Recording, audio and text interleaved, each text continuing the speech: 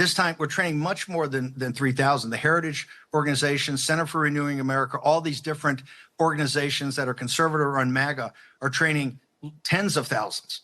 3,000 will be the first wave that hits that will really staff the Trump government at every level, from Department of Energy, Department of Defense. Every billet that needs to be filled will be filled pretty quickly in the second term. I like to watch foreign news networks. I don't watch any cable news in the US. But the foreign news networks are very interesting, the way that they cover what's happening in the United States. And sometimes they have guests on, and what the guests say, American guests on foreign networks, what they say to a foreign audience is often different to what they might say to a US network, if they would even give an interview to a US network. And in the case of Steve Bannon, he went on recently to a British channel and was interviewed directly about the plans to redraw the map of American federal government in Donald Trump's image. Project 2025, the Heritage Foundation, this document that we've been talking about, that we've encouraged you to take a look at and to realize that they are very and deadly serious about their plan to basically blow up the whole system in November this year. When you win the presidency, you immediately get 3,000 political appointees to basically work with and control 2.2 million federal employees, about 2.5 in the military, and about 16 million contractors. When you win the presidency, you get 3,000 political appointees immediately, and you get 1,000 that have to be Senate confirmed. We're training many more than the 3,000. As you know, in 2016, when we came from behind and won, we weren't really ready with the depth of talent you needed and the number of people trained up to take over really the executive branch. So Steve Bannon, who, is one of Donald Trump's confidants and has his War Room podcast that Trump watches and is a conspiracy theorist, is a far-right nationalist who is somebody that is going out of his way to cause as much chaos and drama in the US, who doesn't care for migrants, immigrants, doesn't care for asylum seekers, doesn't care for minorities, doesn't care for women, somebody who is ultimately the architect of Trumpism, is freely admitting on British television that the plan for Project 2025 is underway, that the training of 3,000 people is underway, and that beyond those 3,000 people, there will be 40,000 people who will all be ready to step into these public service roles, into the civil service, and to enact the far-right, extreme MAGA agenda that we have been hearing about. We have what's called the administrative state that was never structured in our Constitution. It's kind of taken over the government. It's these bureaucrats. It's in every form of American life. And yes, and the rogue element of that, the national security, the intelligence, the law enforcement, that's the rogue element of that, is what we call the deep state. The first line of attack is the administrative state. And certainly President Trump is going to replace members of the CIA, DNI, all that, which he has the prerogative to do. Those are the 1,000 Senate confirmed positions. Last time round, the first 4 years was like a practice run. And it ended with January 6th and with Trump trying to overturn the result of the election. It was chaotic. It was a mess. There was a scandal and a drama every single day coming out of the Oval Office.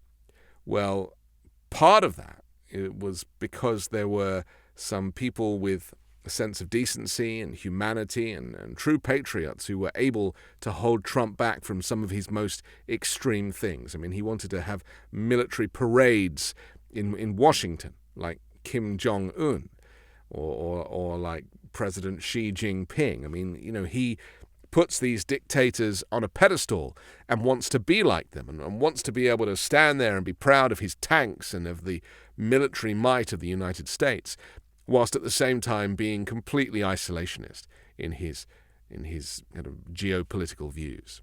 And so we were lucky that we had some senior members of the White House, John Kelly, for example, who was briefly chief of staff, who were able to hold Donald Trump back. That's not going to happen this time around. This time around, Trump's White House learned its lesson, and they are guaranteeing that they will install loyalists in every position, as heads of every department, to make sure that their plan to turn the United States into a far-right Christian nationalist, anti-women, anti-minorities, anti-gay institution will work this time. They know what they want to get, and this time they claim that they know how they're going to get it. And so by firing everybody and replacing them with loyalists, that is their secret. And they're not making a secret of it. It's published. Bannon is talking about it openly, and he's saying that, these training programs, this recruitment drive is already underway. So the vote in November has become even more important, not because, the vote, you're voting for democracy over dictatorship, but the dictatorship is this time going to be even more acute. The actual practice of their authoritarian regime is going to be perfected in a way that it wasn't before. We never thought it could happen in the United States. We've seen it in other countries and in history, the rise of fascism, the rise of a dictator who invariably get elected. People elect dictators and then they take over and their true authoritarianism comes to the fore. But, this time the Trump campaign team have a meticulous plan to ensure that their agenda will be achieved within the first few weeks of the presidency. Think of all the protests that went on when Trump was in office, not just on the inauguration day, but for many, many months. The Women's March, the marches and the demonstrations of minority groups, begging to be seen, begging to be heard and to be considered. Trump wants to do away with the Affordable Care Act. He has no plans to replace it. He wants to do away with Medicare and Social Security.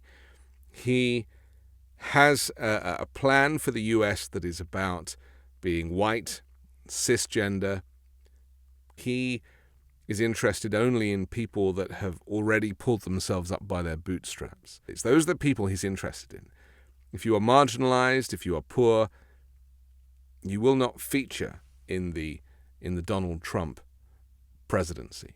And that is really the great tragedy, because to be socially mobile is part of the American story. And Trump wants to stop that dead in its tracks. President Trump will look to deconstruct the administrative state. The Supreme Court's already into this right now, reviewing cases about downsizing this bureaucracy. Don't forget to like, subscribe if you haven't, and join me next time on Explained from 5 Minute News.